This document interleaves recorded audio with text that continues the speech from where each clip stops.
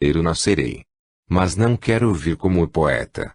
Quero vir como um espírito cumpridor dos seus deveres, realizador de uma obra, e é assim que eu espero. Ajudai-me, meus irmãos, com as vossas preces, para que eu possa tal conseguir. Especialmente a meus conterrâneos, aqueles que viram a luz do dia na mesma terra em que eu nasci, eles eu peço encarecidamente, lembrai-vos de Manuel II Wanderley. Deus seja convosco. Pela liberdade. Prezados amigos, caríssimos patrícios e irmãos, eu vos venho saudar em nome da minha crença nova, em nome do sentimento altruístico que se apoderou de todo o meu ser, afastado deste mundo e procurando aprender as coisas do além. Eu vos venho saudar em nome dessa crença bendita, que é o amparo e o conforto do meu espírito. Eu vos venho saudar em nome dessa religião que irmana a todos os homens, que faz compreender que um não é superior a outro e que lhes descreve as belezas do infinito, mostrando-lhes, ao mesmo tempo, o caminho a seguir para a terra prometida de Canaã, a celeste cidade onde as almas gozarão das belezas eternas, o mundo feliz em que os pensamentos se trocam com a rapidez de uma luz, o mundo feliz em que as almas limpas de culpa podem gozar as belezas do eterno. O mundo feliz onde a liberdade é uma verdade, essa liberdade salutar, divina, majestosa que foi o meu sonho na terra, essa liberdade em prol da qual meu espírito, encarnado, se bateu condenado, essa liberdade que é o padrão de glória das almas puras, essa liberdade em benefício da qual correram rios de sangue, na terra, essa liberdade que encontrou mártires para sua defesa. Essa liberdade apregoada pelo Cristo e tão mal compreendida pelos homens. Soldado que fui nas fileiras desse ideal sacrossanto, a independência do homem escravo, que sempre desejei ver livre, a independência completa do meu país, que Deus fez, talvez, o mais formoso do mundo e que o homem escravizou ao absurdo das leis tirânicas, eu, pobre espírito, vagando na terra, buscando nos clarões frouxos da minha inteligência, alguma coisa de eloquente que persuadisse o homem, traduzindo em linguagem comum, que o homem julgava sublime, discursos que o mundo qualificava de eloquentes, mas que de eloquência só tinham o timbre da verdade, paladino desse ideal sacrossanto, sempre me bati por essa liberdade augusta, que, na realidade, só um espírito pode ter. O homem, por mais que procure compreender o que significam essas palavras ser livre, essa expressão que somente o Cristo soube definir quando disse, tomai sobre vós o meu jugo, que é suave, o meu peso, que é leve, essa liberdade, que é o ideal supremo dos grandes homens, mas que somente os espíritos de certa elevação podem compreender, não o conseguirá. Pois bem, na terra, militando nas fileiras dessa liberdade, que eu julgava uma próxima realização, não consegui inteiramente o meu ideal. Hoje, porém, afastado da terra, entregue ao domínio dos espaços, eu sou como a águia de possante asa de que ninguém pode impedir o voo, a que pássaro algum pode atingir, porque sua asa corta os ventos, desfaz as correntes e vai, como uma seta ligeira, atravessando o profundo infinito. Eu, mísero plebeu, saído do lodo, considerado um ninguém na minha terra, consegui, pela grandeza do meu ideal, ser compreendido no além e, hoje, venho batalhar novamente por esse ideal sacrossanto que é a liberdade do homem. E como serei um novo revolucionário que venha fermentar massa, fomentando lutas e promovendo discórdia? Jamais. A liberdade não é a guerra. A liberdade é a paz. O que meu espírito quer, o que meu espírito idealista deseja é que os homens se irmanem realmente sob o estandarte glorioso do majestoso cristianismo. É sob a direção sublime de Jesus, colhendo os ensinamentos da sua palavra bendita, nas páginas sacrossantas dos evangelhos, bem como nas revelações que descem do além. É aí que o homem pode colher o verdadeiro sentimento da liberdade, quebrando as algemas do pecado que lhe subjugam os pulsos, fazendo arrancar do coração o orgulho insensato que escraviza as almas, rompendo de uma vez para sempre os preconceitos de raça, os preconceitos de fortuna, os preconceitos sociais, verdadeiras pústulas malignas que infeccionam o organismo espiritual. Eis-me em vossa presença, eis-me perante vós, o negro ativo que defendia a liberdade dos seus. Eis-me na vossa presença, batalhando pelo ideal sacrossanto da libertação do escravo. Mas desta vez o escravo não é o negro. O escravo, desta vez, é o homem, é o espírito, que se entrega ao vício, que se entrega ao mal, que não se curva diante de Deus. Aí, quando esse dia glorioso da libertação final surgir, então, vós vereis o que é ser livre, o que é ser bom, o que é ser crente. Avante, meus amigos. Avante, batalhão juvenil que começais os vossos primeiros passos. Avante, nesse ideal sacrossanto. Libertai as vossas almas da escravidão do pecado. Moços, força juvenil da minha terra, moços, esperança de um porvir que não vem longe, sede fiéis à causa sacrossanta da verdade. Não deixeis que o mundo, nas suas armadilhas traiçoeiras, venha colher a vossa mocidade em flor. Não consintais que o espírito do mal, disfarçado em mantos róseos, disfarçado em tentadoras visões que a vossa adolescência abraça, na sua santa ingenuidade, venha sufocar a legítima liberdade do vosso espírito. Sede livres. Livres para amar a nossa pátria. Livres para amar o universo que Deus criou. Livres para vos dedicardes à causa do bem e da caridade. Livres para vos renderdes somente a Deus, o Criador do universo inteiro. Livres para não escravizardes os sentimentos belos e nobres dos vossos corações. Livres para serdes cidadãos universais. Glória seja dada a Deus, paz, na terra, aos homens de boa vontade. Progresso indefinido a grande doutrina reveladora do Espiritismo cristão. José do Patrocínio. Profissão espírita do além-túmulo. Meus amigos, meus irmãos, eu vos saúdo na paz do meu Deus e do vosso Deus. Nunca em vida terrena ocupei uma tribuna espírita. Nunca a minha palavra se fez ouvir em assembleias desta natureza, e, passado que foi, para o mundo do além, tardou o dia, que hoje chega afinal, de fazer uma profissão de fé, verdadeira, sincera, na crença que professais. Isto posto, é fácil compreender que o meu testemunho não é suspeito. Observador constante das coisas que se passam no mundo que habitei, eu tinha notado e venho notando desde algum tempo, que uma anarquia mental se desenvolve nas criaturas destinadas ao governo do país. A ambição não subjugada, os sentimentos de egoísmo e orgulho não refreados, dão incremento a esta falta de moldes justiceiros numa execução verdadeiramente estonteante de ideias anarquizadoras e pouco liberais. Batalhador que fui em prol da República, sonhei em 89 coisa bem diversa do que hoje vejo. Sonhei um país livre, governado por um governo liberal, dirigido e inspirado em pensamentos nobres, respeitador da justiça e da verdade, desejoso do progresso e da paz. O progresso material do nosso país, longe de trazer o progresso espiritual que deveria caminhar para Ipaçu, trouxe como que um retrogradamento de ideias civilizadoras, permitindo que aquilo que deveria ser luz, sabedoria e justiça, se transformasse em desejos inconfessáveis, em ideias atrasadas, em práticas clandestinas.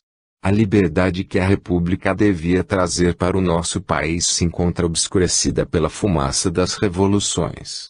Nós precisamos de luz, luz que venha de cima, que inspire os ideais, que vasculhe os cérebros, fazendo brilhar a ideia em toda a sua pujança, em toda a sua pureza. Nós precisamos de claridade e não precisamos de sombras. Enquanto os homens do nosso país procurarem obumbrar o ambiente que os cerca, não conseguirão fazer luz, será sempre isso que se vê, essa falta de entendimento, essa vergonha para uma nação civilizada, esse chocar de interesses, esse absurdo de execução, esses planos verdadeiramente infernais, que amesquinham, que revoltam, e que poderão ser tudo, menos liberdade. Praz a Deus que a aurora desponte quando o espiritismo cristão levantar o seu estandarte para, sob ele, abrigar todas as criaturas desejosas de paz, a paz, ideal supremo da humanidade, a paz que traz o progresso, que traz a civilização, que é o amor do próximo, que traz a riqueza de sentimentos, porque forte fica a fé. Sem paz, como ter ideias tranquilas? Como formar planos de progresso? Como idealizar um futuro sólido e firme para um país? Sem paz, como esperar bênçãos dos céus? Mas, estamos em uma época em que se benzem as armas fratricidas, estamos em uma época em que para se ser bravo, é preciso ser vil, estamos numa época em que a humildade não tem valor. É preciso ser transfuga, é preciso ser-se baixo, servil para poder ser alguém. E ainda no princípio desta sessão, o espírito que me precedeu falou em consciência. Que belo discurso! De fato, a consciência é a voz natural do espírito. De fato, a consciência é o juízo implacável. Mas os homens chegaram ao ponto de amor da sala, meu amigo. Tu, que ainda me escutas e vês, sabes que os homens têm a habilidade de amor da sala, e, para não ouvirem os seus gritos, para não escutarem os seus protestos, eles cerram os ouvidos e cantarolam canções obscenas, e aos sons dessas fanfarras, eles pregam, então, a liberdade. A liberdade é a lei, disse o poeta.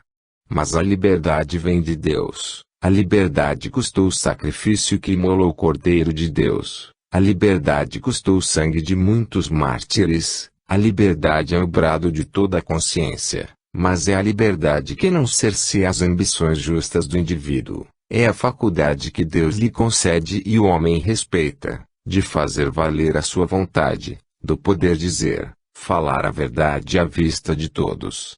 Mas a liberdade apregoada pelas armas é o direito do forte sobre o fraco, é o direito do mando, é a prepotência, e a ignomínia, é a baixeza do caráter, é o querer ouvir os grandes, abafando a voz dos pequenos. Isto clama aos céus. Enquanto o pobre moreja, trabalha, sua pelo pão de cada dia, eles, os poderosos, esbanjam o seu próprio suor. Mas um dia a justiça divina dirá, basta.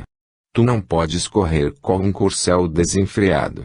É preciso que mão segura te retenha e te diga, basta. Chegará esse dia, e quando esse dia chegar, então, aqueles que tiverem tido fé sincera na vida além da morte, da qual tenho imenso prazer, neste instante, em dar o meu testemunho, então, sim, a verdade será implantada em nosso mundo, digo bem, nosso mundo. Eu também fui daqui. Eu também pugnei por tudo isso que hoje deploro em ver então um mísero estado. Mas amigos, não percamos o motivo principal que aqui me trouxe. Eu vim fazer a minha profissão de fé sincera em vosso meio. Sou um daqueles que se filiaram em prol da propaganda espírita do Brasil, porque hoje estou convicto, como nunca estive, de que só espiritismo, em seu princípio básico de amor, de fraternidade e paz, poderá salvar a humanidade do vórtice medonho em que se precipita. O abismo insondável da falta de crença, da imoralidade, da dúvida em que jaz mergulhada. Deus se apiede de todos nós. Quintino Bocaiúva. Atividade e repouso. Meus amigos, meus irmãos, minhas queridas amigas e companheiros de trabalho, Deus vos conceda o prêmio dos vossos esforços. Desejo paz, tranquilidade de espírito e progresso espiritual para todos vós. Quando se estuda espiritismo sob esse aspecto de desenvolvimento das almas para o progresso infinito, deve-se recordar que um dos fatores essenciais para esse progresso é o trabalho assíduo, constante e bem orientado. Quando assim digo, eu me refiro àquele esforço que toda criatura humana deve fazer em benefício próprio e em benefício dos outros. Trabalhando, nós desenvolvemos a nossa capacidade intelectual. Trabalhando, nós desenvolvemos a nossa capacidade física. Trabalhando, ajudamos o progresso do nosso espírito. É um bem procurar fazer alguma coisa em benefício do próximo. Jesus, que é o paradigma de toda a perfeição, não teve um momento de ócio. O seu pensamento sempre ativo estava em comunhão constante com Deus, o seu Pai, procurando sintetizar a sua vontade, que ele tinha vindo exemplificar na terra. E assim, os dias, as horas, os minutos do Divino Mestre eram todos ocupados no fazer bem. De uma vez, alimentou uma multidão enorme, que o tinha ido buscar para ouvir a sua palavra, com insuficiente alimento na mão de qualquer outra pessoa. Mais de uma vez, evocando a majestade divina, em prece, Jesus colheu, no reservatório do além, os fluidos beneficiadores que vinham sarar as moléstias reputadas incuráveis pelo mundo. De outras vezes, ele retirava do seu próprio ser aquilo com que beneficiava os que o cercavam. O exemplo do Divino Mestre foi um exemplo constante de atividade inigualável. Jesus, quando mesmo parecia repousar, estava em constante labor mental. Quando, no lago de Genezaré, aquela barca quase sossobrou e o Divino Mestre, à sua popa, repousava, os discípulos, aflitos, correndo para ele, supuseram-no despertar, mas a realidade era que o Mestre não dormia. O seu cérebro potente, a sua mentalidade divina confabulava com seu Pai naquele instante e facílimo lhe foi ordenar silêncio aos elementos. O exemplo que nós temos do Divino Mestre é um exemplo constante de uma atividade laboriosa, proveitosa e santa. O homem, em regra, desperdiça as suas forças. O homem não sabe poupar a sua natureza, não sabe dar ao seu corpo e ao seu espírito aquilo a que eles têm direito e, quantas vezes, as horas consagradas ao trabalho são interrompidas porque o indivíduo entende que o trabalho é nocivo e, muitas vezes outras, as horas concedidas ao repouso, para a restauração natural das forças físicas, são roubadas pelo mal pensar e má execução de pensamentos desordenados. Meus amigos, habituemo-nos à regra sensata e justa da lei do trabalho, habituemo-nos a dirigir as nossas vidas de acordo com as leis de Deus. Antigamente, os judeus sagravam um dia para o repouso de seus corpos e eles o faziam com uma espécie de devoção. Hoje, o que se pede ao homem é que, trabalhando, lutando pela vida, dedicando-se ao estudo, entregando seu preparo do seu espírito pela cultura da sua mente, da sua inteligência, reserve horas, também, destinadas ao descanso, ao repouso das suas forças físicas. Se a atividade mental acompanhar a atividade física, se o repouso mental, igualmente, seguir linha equivalente ao repouso espiritual, então, as duas forças, bem equilibradas, constituirão o que se chama o homem. Mas, quando qualquer dessas forças, em lugar de seguir paralelamente a outra, dela se distancia, então o desequilíbrio se faz. Habituai-vos, meus amigos, a fazer o vosso corpo acompanhar a atividade do espírito e ordenai ao vosso espírito o repouso necessário quando a matéria exigir. Espíritos privilegiados, espíritos doutos, adiantados, acostumados ao labor da vida, deram exemplos magníficos de uma atividade incansável. E por quê? Porque o seu tempo era sabiamente dividido, era sabiamente ocupado.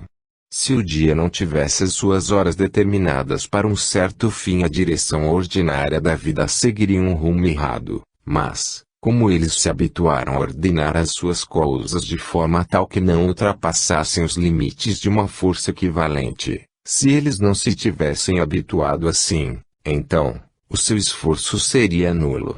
Mas a história aí está para comprovar essa asserção. Vós conheceis, se lestes a sua história, Benjamin Franklin, aquele homem, aquele espírito reto, moderado, de ação capaz de execuções assombrosas, sempre metódico, sempre ordenado dentro da linha que traçou. E, como este, muitos outros. O espírita, mais do que qualquer homem, deve ter a sua vida organizada, conceder ao corpo os direitos, conceder ao espírito os seus deveres. Não vão os deveres do espírito prejudicar os direitos do corpo, como, Igualmente, os direitos do corpo não devem prejudicar os deveres do espírito. Um e outro, equilibrados, equivalentes, possam caminhar juntos para o proveito disto que se denomina o homem.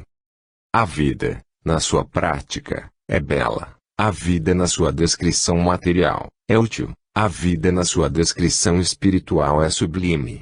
Alheio o belo, útil, ao sublime caminhareis nessa linha reta que conduz ao invisível, e o invisível é Deus.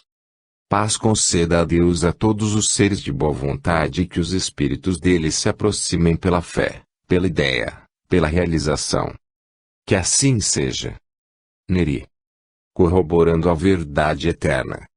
Amigos meus, eu vos desejo todo o progresso espiritual e toda a paz para as vossas consciências. Permiti que faça uma estreia hoje, penetrando nesta reunião. Sem ter sido um homem ateu, não fui um espírita.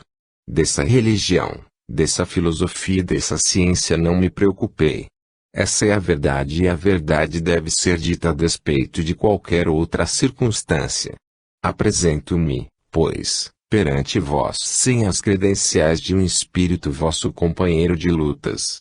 Sou o espírito de um homem vindo do nada, feito pelo próprio esforço, pobre, aprendendo com grande dificuldade, não por falta de inteligência, mas por falta de meios pecuniários, não obstante, alcançando fins que busquei atingir pelo desejo de vencer, de progredir. Aqui tendes em vossa presença o espírito de alguém que buscou cumprir o seu dever com honestidade e que não afivelou jamais ao rosto a máscara da hipocrisia. Apresentei-me sempre a meus patrícios e ao estrangeiro tal qual fui, um sincero, um verdadeiro, um esforçado. Mas, direis vós que vim, talvez fazer apologia de mim mesmo. Não. É apenas uma questão de identificação, nada mais. Pecados de sobra não me faltaram.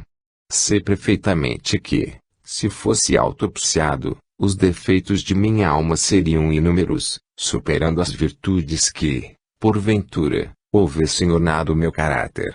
Quero, porém, frisar um ponto e é que, não obstante as regras severas do catolicismo, aprendi, desde a infância, a manter o meu espírito sempre livre, sempre independente e obedecendo aos impulsos da inteligência, dominado um tanto pelos reflexos da razão. E aconselho a todo homem inteligente que jamais se deixe erguer demasiado alto e nos voos da inteligência. Pondere sempre todas as suas pretensões, todos os seus desejos, pelo filtro da razão. Sem a razão, a inteligência se obscurece porque não raciocina. Raciocinar é próprio da razão e esse predicado, essa faculdade concedida ao homem por Deus, deve servir-lhe de guia na peregrinação terrena, porque sem ela fracassará. E é fácil compreender porque, quem sente em si o fogo da inteligência julga-se uma criatura invencível, porque a inteligência, guiada pela imaginação, tem voos que nos põem fora da órbita da nossa capacidade. A inteligência nos arrasta para o domínio do incognoscível e a imaginação, que a guia, essa fez tornar possível todas as realizações imaginadas por ela, enquanto que a razão, ponderada e útil, encaminha o homem com calma, com decisão, com firmeza, pelas escabrosidades do caminho desta existência. A minha razão de muito me valeu quando aqui estive, ocupando posição de destaque mais de uma vez. Em minha terra, eu pude dominar os impulsos da minha inteligência guiando-me pela voz da minha razão. E não me dei mal com essa experiência. A inteligência me apontava tentações verdadeiramente irresistíveis e a razão me ponderava razões outras pelas quais eu devia moderar esse entusiasmo. Cá, no mundo em que me encontro, desse lado de lá da vida, como vós o afirmais, eu tenho meditado muito sobre a minha existência atual.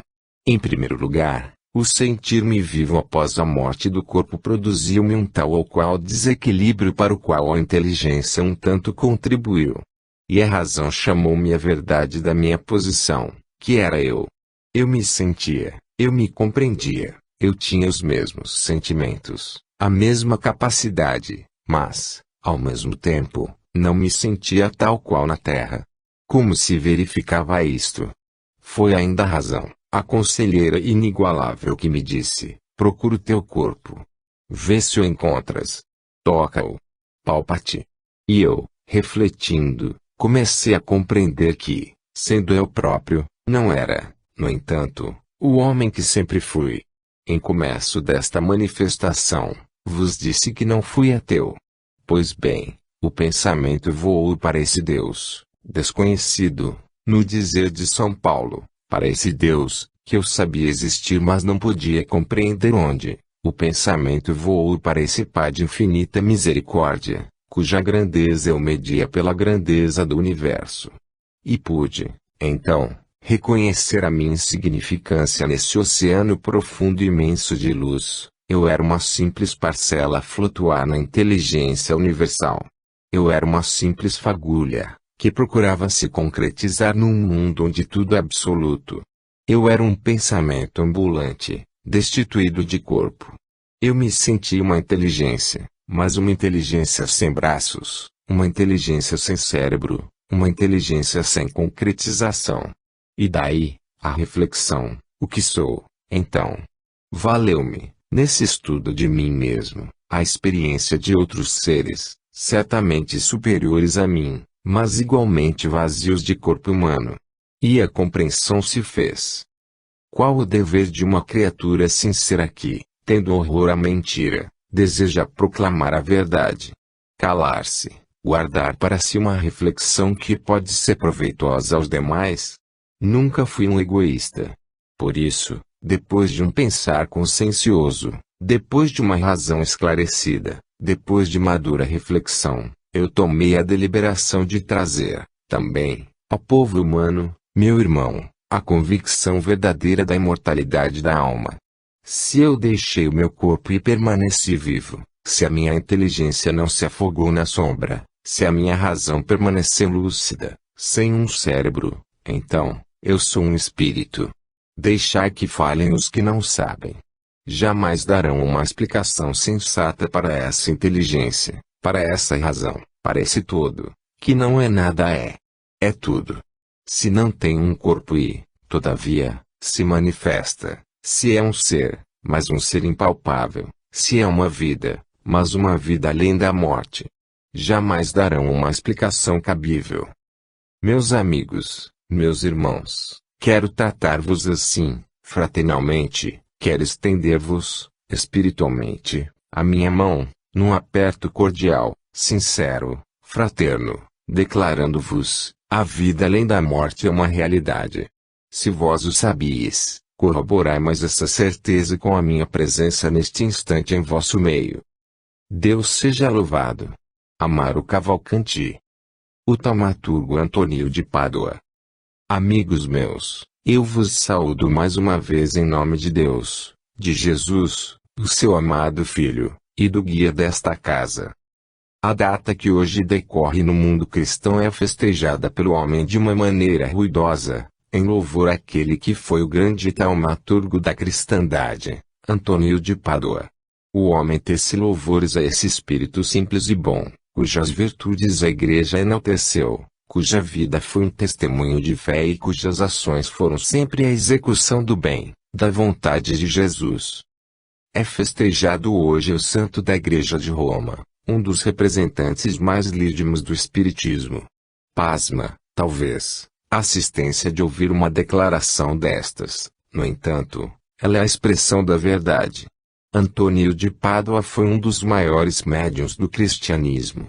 Lede a sua história. Vereis que as suas faculdades mediúnicas ultrapassam a expectativa da gente daquele tempo. Era um homem que sabia falar aos animais irracionais. Era um homem que entendia a voz dos pássaros. Era um homem que entretinha palestra com os habitantes do mar. Era um homem que, estando presente em um lugar, podia, simultaneamente, estar presente em outro. Tudo isso ultrapassava a compreensão daquela gente. Mas, hoje, que o Espiritismo tem progredido e que tem trazido ao homem revelações positivas do mundo além, explicando o porquê da mediunidade auditiva falante, de incorporação, de desdobramento, de levitação, Hoje, é facílimo compreender que aquele homem, semelhando um ser excepcional do além, era, tão somente, um grande médium. Eis porque eu disse que Antônio de Pádua foi um dos representantes legítimos do cristianismo espírita. Se a Igreja, em lugar de permitir essa festa turbulenta, que em nada pode ser agradável àquele elevado espírito, cuidasse em conferências públicas, em manifestações populares, revelar à humanidade a verdadeira compreensão do que se passava naquele organismo de homem, lhe daria com isto maior prazer. Ah, se ela, imitando-lhe as virtudes, procurasse aproximar-se do pobre, do doente, praticando ações generosas tais quais ele praticou, abrindo mão de seus direitos de nobreza, abrindo mão da sua fortuna, para benefício do pobre, e escravizando-se ao amor de Deus, como ele, que era livre para o amor do mundo, cuidando da libertação das almas pecadoras, para trazê-las ao redil do verdadeiro pastor. A Igreja aponta o taumaturgo Antônio de Pádua como um dos maiores vultos do cristianismo. E diz a verdade. Mas, não é simplesmente apontá-lo como tal. É preciso compreendê-lo, absorver-lhe a doutrina, compreender o alcance da fé e, sobretudo, os voos do seu espírito, em transportes e arroubos de uma fé ultraterrena. Antônio de Pádua, pisando na terra, conseguiu tocar o lugar onde principia o espaço, isto é, tendo os pés fixos no solo, o seu espírito penetrava a imensidão do infinito. Naquela época, tudo isso era, realmente, de pasmar. Hoje, porém, seja dada a glória ao Espiritismo, verdadeira revelação do além, que faz o homem compreender o intercâmbio, a revelação constante, ininterrupta, desse mundo material com o mundo invisível, a compreensão do que se passa além das esferas, fora dos mundos estelares, no espaço onde habitam seres interessados em se revelarem aos homens e, quantas vezes, repelidos por eles. Ora graças, o Espiritismo vai ganhando terreno, vai penetrando no seio das famílias, vai atendendo à necessidade do pobre, mas vai, também, dando ao rico, ao nobre, a ciência que lhe falta para a compreensão das coisas que concernem ao espírito. Não é somente a migalha de pão para sustentar o mísero, e a esmola de luz para o cérebro inteligente, é a esmola da caridade para a alma que tem bastante ouro, mas não tem sabedoria eterna. Glória seja dada ao Espiritismo, porque vem trazer ao homem a ciência que ele deseja possuir, a fé que o aproxima de Deus e a certeza dessa imortalidade eterna. Glória ao Espiritismo, e aos homens de boa vontade seja dada uma palavra de esperança. Amigos, no estudo das coisas terrenas, buscai, também, penetrar as coisas celestes. Ocupar-se da ciência visível, mas procurar adquirir aquela que se não vê. A primeira servirá para compreenderdes a matéria, a segunda, para a compreensão da alma. Deus seja louvado em sua magnificência. Deus se compadeça da criatura e abra os arcanos divinos derramando chuvas de bênçãos sobre aqueles que desejam crer. Bianca.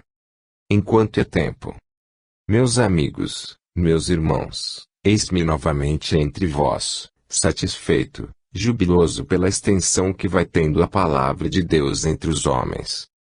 Se bem que hoje não seja grande o vosso números, isso não importa para a compreensão dos preceitos eternos. Isso não importa porque o pequeno número pode concentrar os seus pensamentos em Deus e receber dele as maiores esmolas que ele vos possa ministrar. E, quando digo ele vos possa ministrar, não firo nem sequer de leve a onipotência do poder divino. Eu quero dizer que o homem possa, pela sua capacidade inferior, aurir esse conhecimento que Deus vantajosamente lhe pode oferecer. Graças a Deus que a doutrina dos Espíritos vai sendo mais compreendida pelos seres de boa vontade. Ninguém deve externar uma opinião sem a ter baseado num conhecimento, num estudo que possa permitir a segurança desse parecer. Ninguém deve recusar sem um exame prévio. Ninguém deve abraçar sem uma compreensão exata. Mas, Espiritismo, tão vilmente caluniado pelo homem, tem grandezas sublimes para lhe revelar. Onde está a doutrina que possa resolver as interrogações que o espírito culto pode fazer a si próprio? Onde está a ciência que possa resolver todos os problemas que a mente humana lhe possa sugerir? Onde está a filosofia em que se possa basear a perfeita moral, fora dos conhecimentos da lei cristã? O Espiritismo, trazendo ao mundo estas respostas, que satisfazem a sua natural curiosidade, o seu desejo ardente de progresso, a sua ambição de saber, resolver esses problemas que outra ciência, outra religião, outra filosofia não pode resolver. Eu disso folgo muito porque percebo que essa ciência se vai alastrando, se vai estendendo o horizonte em fora, alcançando corações, nivelando consciências, ilustrando mentalidades. Isso me alegra porque sei que, a par da ciência que ilumina a inteligência, habitará num ser verdadeiramente cristão uma alma desejosa do bem, uma alma para quem as dores humanas jamais serão indiferentes, uma alma capaz de ser o recipiente das verdades eternas, uma alma capaz de produzir aquilo que vem nas Escrituras, transpondo verdadeiras montanhas pelo poder da sua fé. Não se engane o homem do alto. Também não se iluda o homem culto. Deus estabeleceu o progresso das almas para que um dia, nesse mundo distante, que a nossa compreensão não atinge mais que o olhar da fé devassa, o homem compreenda que ali existe a verdadeira felicidade, ali existe o verdadeiro bem, ali existe o verdadeiro céu das almas. Para que iludir a criatura humana prometendo-lhe um lugar sólido nesse além onde as almas serão felizes, não à custa do seu esforço mas pela graça concedida por Deus. Por outro lado, para que iludir as almas prometendo-lhes um inferno devorador de fluidos, que outra coisa não são os corpos espirituais, queimando para nunca mais acabar pecados que nunca se destroem. Para que iludir as criaturas com essas promessas falazes de uma felicidade que não se realizará. Melhor será dizer sempre a verdade ao homem. Digno é o trabalhador do seu salário, digno é o homem, é o espírito da recompensa que fez jus. Por outro lado, deve-se-lhe, também, dizer, nenhum ceitil deixarás de pagar. Toda a dívida contraída será irremediavelmente paga, mas hoje, mais amanhã. Essa garantia de cumprimento de dever obriga o homem a começar, desde cedo, a edificar o seu caráter. Muito se espera dessa edificação, porque um homem sem caráter não pode ter uma esperança no futuro. Tudo que é seu é instável, nada tem base, nada tem firmeza, enquanto que o caráter firme, severo, empreendedor, fortificado na fé é o apanágio de uma alma feliz, de uma criatura que chegará a seus fins. Espiritismo, meus amigos, veio estabelecer estas bases da vida futura e é necessário que se aprenda as regras que vigoram nesse. Espiritismo, meus amigos, veio estabelecer estas bases da vida ingressarmos nesse além sem o passaporte que nos permite a entrada na verdadeira felicidade. Não vos enganeis, pois. Vós todos, que ainda vacilais no caminho do Espiritismo, não vos enganeis. Tempo há de sobra para que se estude, para que se aprenda, mas devemos, também, pensar que, se o tempo é indeterminado para frente, o de trás também não volta. Passou. É um dia que se foi. O minuto que na eternidade se perdeu e que, pela vossa incúria, não foi aproveitado representa, é certo, no espaço infinito, uma migalha, um átomo de tempo, mas representa, também, uma energia que se foi. Acumulai, pois, conhecimentos, ilustrai vosso espírito na compreensão da verdade e lembrai-vos sempre de que a verdadeira ciência, a verdadeira capacidade é aquela que aproxima o homem de Deus. Quando o orgulho se levantar, com a sua indômita fereza, a querer empanar o brilho da vossa fé, colocando-vos, ficticiamente, num lugar onde a vossa fé não pode penetrar, fugi desse orgulho.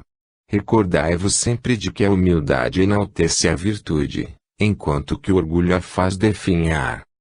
Meus amigos, façamos bem, enquanto é tempo, a todos os homens. O fazer bem enche a alma de satisfação, o fazer bem enche a alma de alegria, enquanto que o ser inútil é um dia sombrio na vida do ser e esse dia se reflete no seu porvir, que aí vem.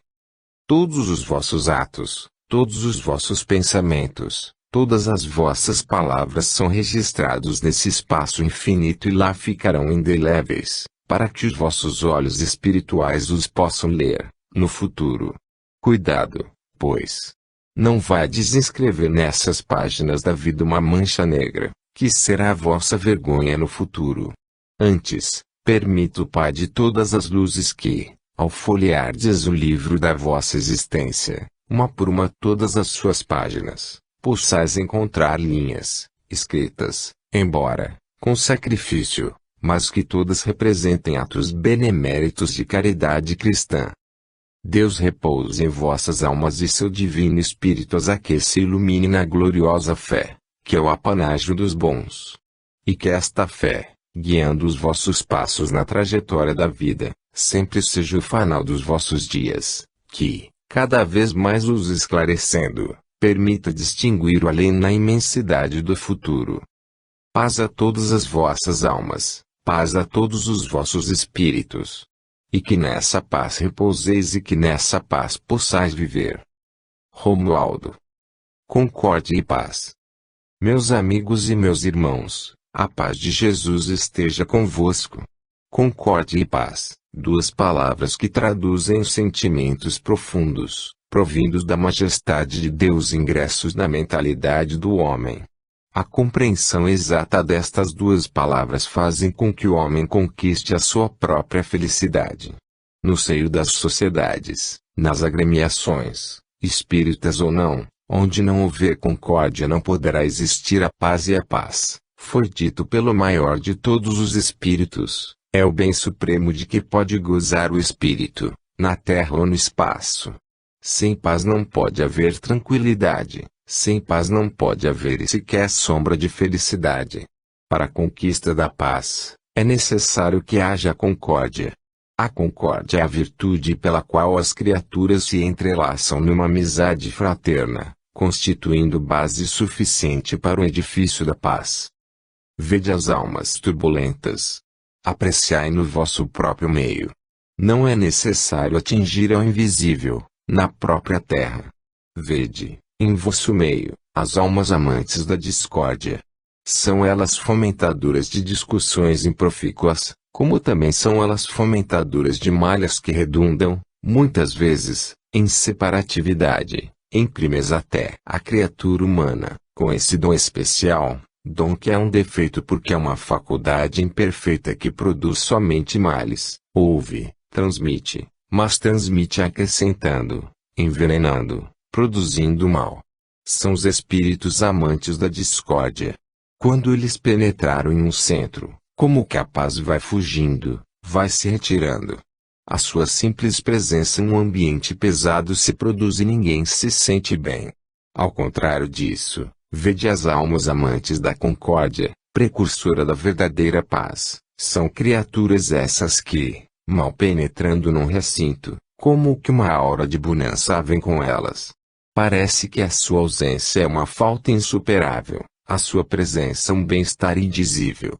Há criaturas rodeadas desse espírito, penetradas de tal forma dessa harmonia sagrada, que o seu contágio se transmite às outras pessoas e, mal se vêem, todos dizem, como que a presença de tal criatura nos pôs contentes, felizes. Como assim? É esse aura bendito de paz, trazido por essa outra alma contente, amante da concórdia. Meus amigos, eu sempre fugi de ser a nota dissonante em qualquer meio. Isto em absoluto não feriu jamais a minha autonomia, porque eu não era um espírito tolerante que em absoluto sacrificasse as minhas próprias opiniões para não ferir este ou aquele. Não. A verdade acima de tudo. O erro deve ser profligado sempre e com firmeza. As ações más são condenáveis e nós não devemos, por um excesso de delicadeza pusilânime, concordar com aquilo que nossa consciência nos diz que está errado. Nunca fui assim, mas procurei sempre, harmonizando interesses, apaziguando ódios, desfazendo intrigas, juntar a família humana sob a lei do amor, firmando-me nessa tranquilidade, nesse espírito de concórdia e paz que deve existir entre todos os homens. Ainda hoje, embora desligado da matéria, o meu espírito procura sempre alguma coisa de superior que possa transmitir à humanidade. Na prece, na evocação ao Espírito Divino, oro quer que seja para atrair um fluido santo que possa trazer para meus irmãos da terra. Quantas vezes eu procuro, no ambiente que me cerca, alguma coisa de suave para transmitir aos enfermos da alma ou do corpo, esses, que necessitam tanto desse carinho espiritual que o mundo não sabe dar. E como isto fez bem. E como o espírito se sente feliz depois de ter feito algum bem. Como se enche a alma de satisfação, ao saber que nós podemos, apesar de toda a nossa fraqueza, apesar de toda a nossa imperfeição, produzir um benefício que Deus viu e apreciou. Vivamos em paz, meus amigos, vivamos em concórdia, vivamos em harmonia, os seres da terra com os seus irmãos do espaço. Se vós pudesseis ver as camadas inferiores dos seres onde não habita a paz, o desassossego dessas almas, que, na terra, nada mais fizeram senão espalhar a discórdia, a maldade, a perfídia no seio dos seus irmãos, se vós pudesseis ver o próprio desassossego que elas criaram para si, procurando remediar esses males e não o podendo fazer. Por outro lado, se vós pudesseis ver a felicidade de que gozam esses espíritos humildes, que o mundo não enxerga porque se julga grande, que beneficiaram pobres, que mataram a fome dos mendigos, que olharam para as crianças abandonadas, que mitigaram a sede de afeto das almas que lhes imploravam, que consagraram os seus dias à verdadeira caridade, mitigando dores da alma e do corpo, recolhendo as últimas palavras dos moribundos para guardarem no sacrário de sua alma como uma recordação inesquecível, como são felizes. Como elas vivem dessa alegria que souberam cultivar na terra. Se vós pudesseis ver a diferença enorme que existe entre a alma que soube cumprir o seu dever de cristã e aquela que menosprezou a doutrina do Divino Mestre, se vós pudesseis ver, meus amigos, eu estou certo, certíssimo de que procuraríeis com mais atenção cuidar das vossas obrigações caridosas. Aqui, nesse templo augusto da caridade cristã, onde tem vindo espíritos de elevação transmitir os seus ensinamentos, proporcionando-vos ciência que vós dantes não conhecíeis, aqui há campo vasto para a elaboração de grandes planos e para sua realização. O que se projeta, o que se deseja é o amparo à criança desvalida, a proteção ao velho desamparado.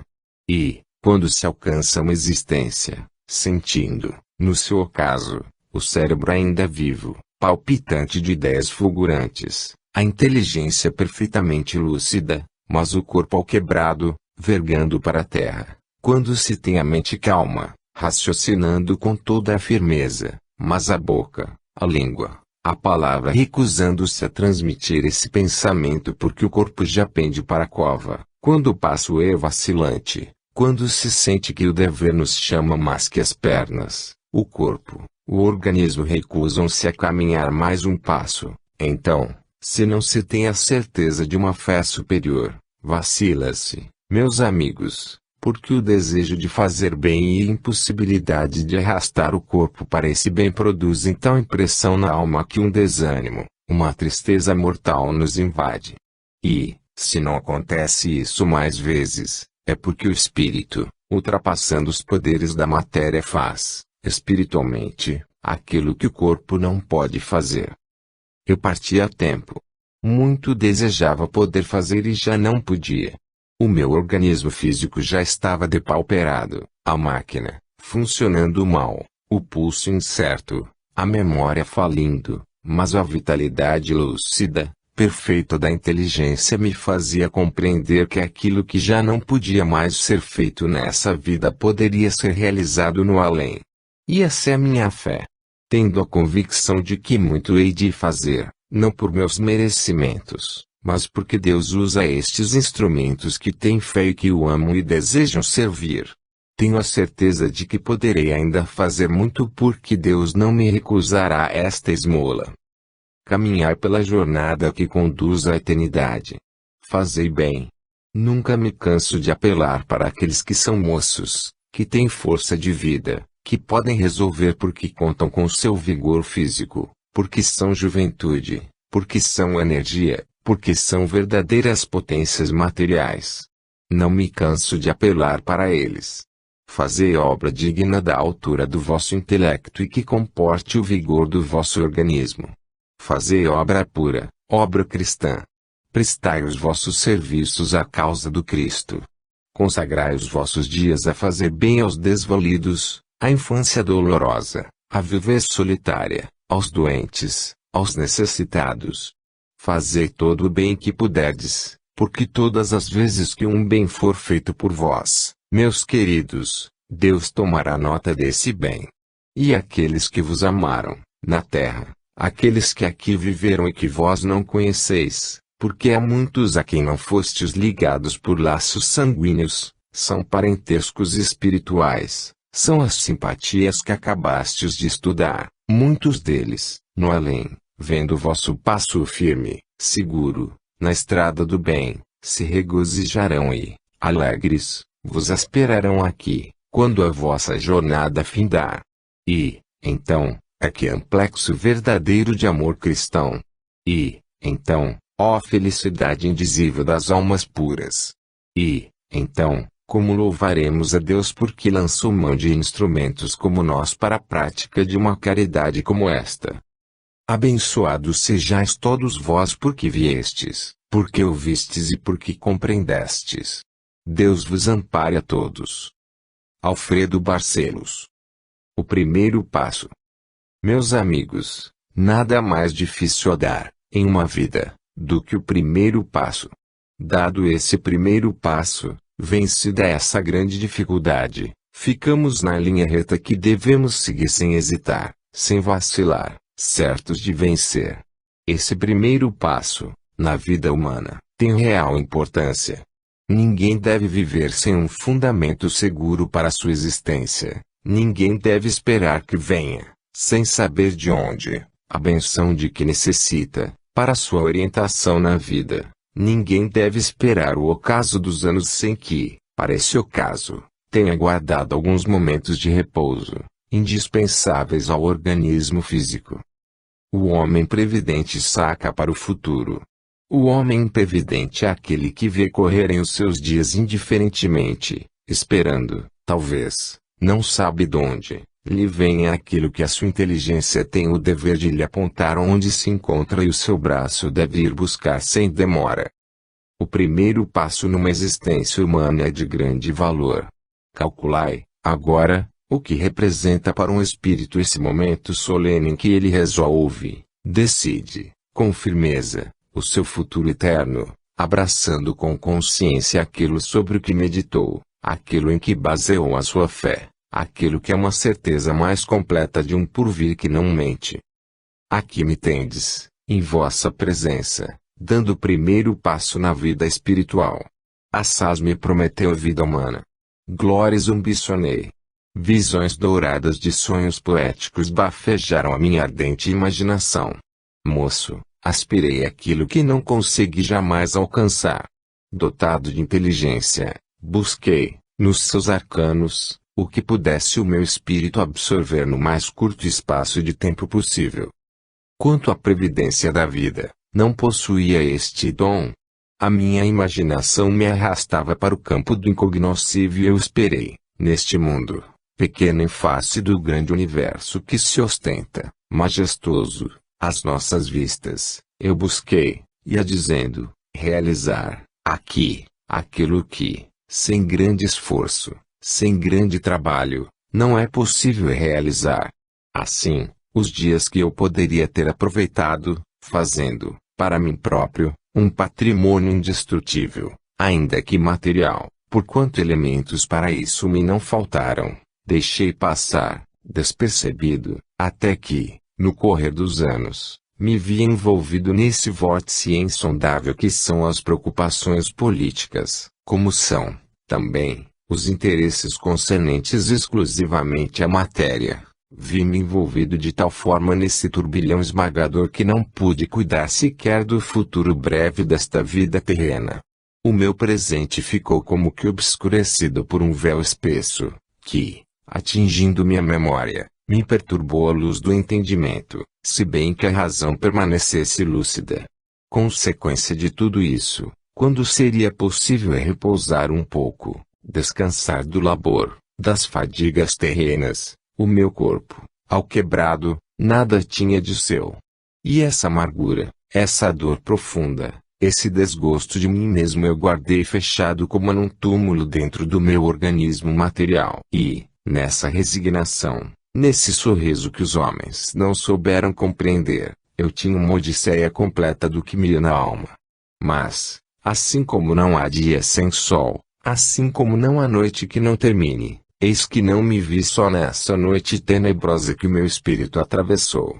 Eu fui amparado, eu fui protegido, como se fora uma criança em Bele. Eu fui aquecido no seio amigo que mais poderia ser comparado a um seio materno do que o que realmente foi.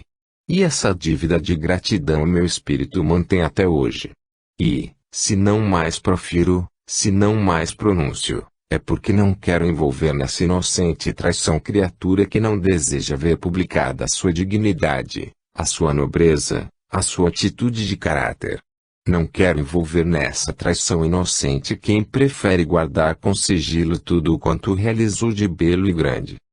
Falemos do meu porvir, falemos desse grande futuro que me espera, falemos da misericórdia divina, aceitando-me como sou no seio dessa propaganda que eu desejo fazer, que eu também desejo proclamar, da verdadeira religião da alma, aquela que comprova sua imortalidade, aquela que é o testemunho vibrante de que Deus é eterno, aquela que traz de além túmulo, desde os profundos arcanos do universo, as vozes dos que sabem dizer.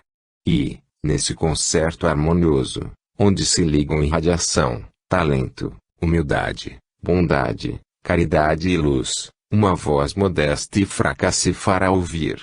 Essa voz é a minha, que, ainda que pequenina no grande concerto da harmonia universal, é todavia, um testemunho da verdadeira crença em Deus. Tendes em vossa presença, meus amigos, um materialista. Nem passando pela igreja, que considera o Cristo o verdadeiro Filho de Deus, nem passando por essa igreja, eu consegui solidificar essa certeza. Foi preciso que a névoa da morte me viesse cobrir o olhar, foi preciso que a caridade de Deus fizesse baixar, no meu modesto aposento, a caridade bendita do além, foi preciso que, em noites consecutivas, seres do outro plano da vida me viessem trazer os seus fluidos, a sua presença, para que, nessas noites solitárias, enquanto toda a casa dormia e só alguém velava, tivesse eu a felicidade de abrir os olhos da alma diante da grande luz que iluminava o meu pobre leito. E, enquanto o corpo definhava, os lábios já nem podiam proferir o santíssimo nome de filha, enquanto eu não podia mais dizer uma só sílaba, o pensamento, vibrante, feliz, acompanhava o movimento dos seres espirituais e se misturava nessa harmonia de fluidos e amor. E eu senti, nessa hora, que todo o meu pecado havia sido perdoado por aquele que é Pai de infinita misericórdia. Eu senti, nessa hora, toda a minha pequenez, toda a miséria daquele afeto que devia ter sido grande diante desse, que poderia ter sido pequeno mas foi gigante. E eis porque, desde então, eu creio. Quanto tempo faz isso? Para vós, muitos anos, para mim, um segundo. E, hoje, venho falar-vos para trazer-vos o meu depoimento. Sinto-me feliz porque posso dizer que amo a meu Deus. Desta vez, os lábios proferem palavras que partem verdadeiras do meu espírito. Amo ao meu Deus, creio na salvação eterna, creio na imortalidade do espírito, creio nas vidas sucessivas, e, para minha encarnação, hei de me preparar. Venho, pois, meus amigos, dizer que sou um confrade, um correligionário, um espírito combatente, pronto para aquilo que Deus determinar. E a minha prece é que todos aqueles cujo sangue pelas minhas veias também correu aprendam cedo, na juventude, o verdadeiro amor e temor de Deus. Não deixem correr os seus dias nessa voragem enganadora da descrença, para que não tenham, no fim,